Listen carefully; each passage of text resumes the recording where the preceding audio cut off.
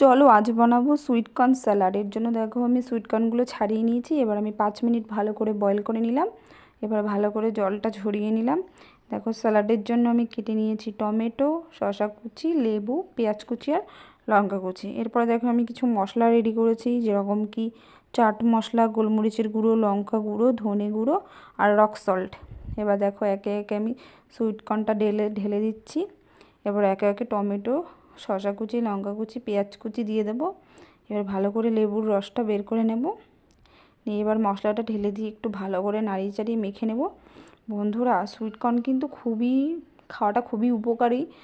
আর এটা তোমরা সকালের ব্রেকফাস্টে খেতে পারো বা ইভিনিং স্ন্যাক্সেও কিন্তু তোমরা খেতে পারো, খুব টেস্টি হয়। তো বন্ধুরা, ভিডিওটা ভালো লাগলে সাবস্ক্রাইব করে দিও। ততক্ষণের জন্য বাই।